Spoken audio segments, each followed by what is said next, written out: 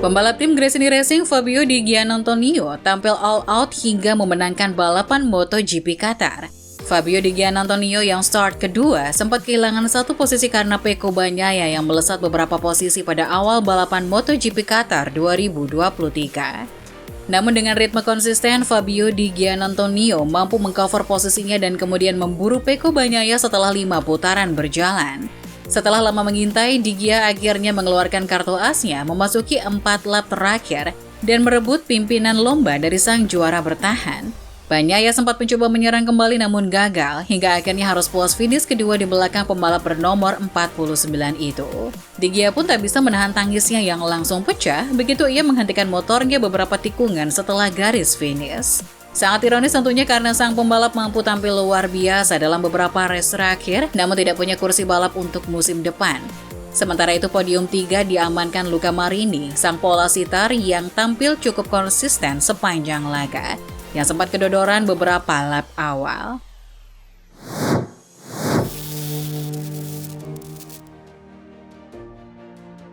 Pembalap Spanyol Alex Espargaro mengejutkan komentator MotoGP ketika dia menampar pembalap Italia Franco Morbidelli di Qatar.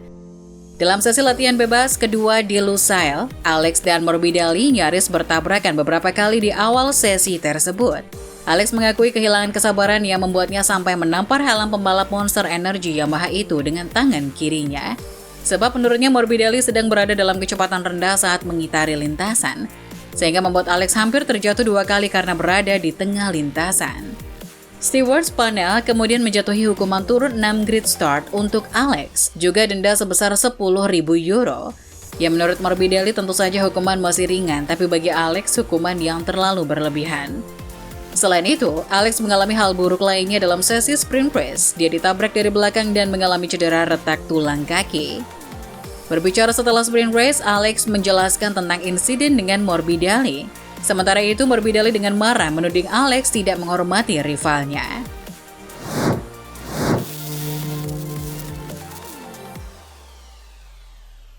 Martin memulai race pada posisi kelima. Martin sempat tersentak dan nyaris jatuh saat balapan baru dimulai. Hal itu membuatnya tercecer ke posisi 8 di lap pertama. Jorge Martin selanjutnya beradu cepat dengan Maverick Viñales, Marc Marquez, dan Fabio Quartararo. Martinator kemudian disalip rider-rider lain seperti Enea Bastianini dan Jack Miller dan harus finish di posisi ke-10. Martin mengaku kecewa dengan hasil yang diraihnya di sirkuit Lusail. Pembalap Spanyol itu terutama mengeluhkan ban belakangnya yang tak bekerja dengan baik.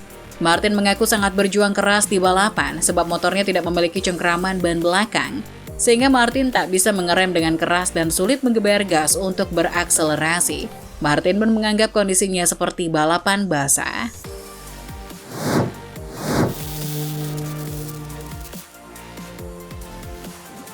Meski terpuruk di MotoGP, tim yang memakai motor Honda NSF 250 RW di kelas Moto3 sedang berjaya. Contohnya Leopard Racing, tim Honda yang meraih gelar juara dunia Moto3 di MotoGP Qatar.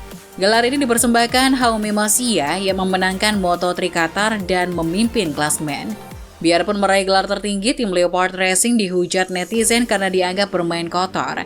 Soalnya Jaume Masia berulang kali melakukan menahan Ayumu Sasaki di tikungan ke-6 sirkuit Losail. Ayumu Sasaki dari tim Husqvarna Intech GP merupakan kompetitor terberat Jaume Masia di klasemen Moto3 2023. Pembalap Jepang ini beberapa kali memimpin balapan, namun tergeser karena aksi Jaume Masia.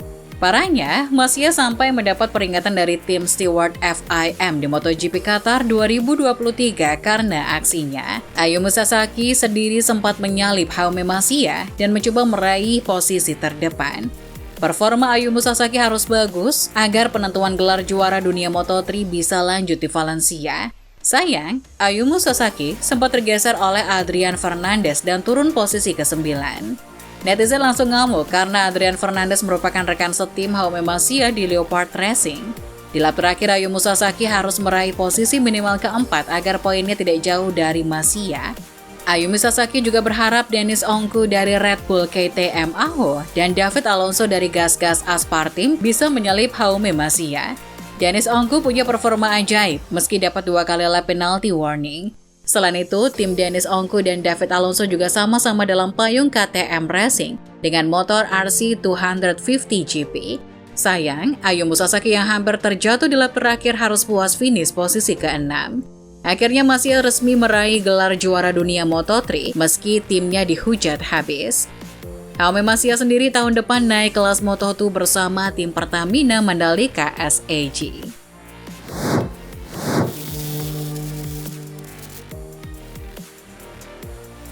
Pembalap asal Spanyol Marc Marquez mempertanyakan konsistensi wasit MotoGP dalam memberikan hukuman kepada para pembalap yang melanggar. Pada hari Jumat di Qatar, pembalap Italia Marco Bezzecchi dengan sengaja menabrak ban motor pembalap Katalan Pol Espargaro sebanyak 6 kali. Namun demikian, stewards tak mengambil tindakan dan Bezzecchi lolos tanpa penalti. Insiden kedua terjadi pada Sabtu, kakak Pol Alex Espargaro menampar rider Italia lainnya Franco Morbidelli ketika keduanya berselisih di awal sesi FP2.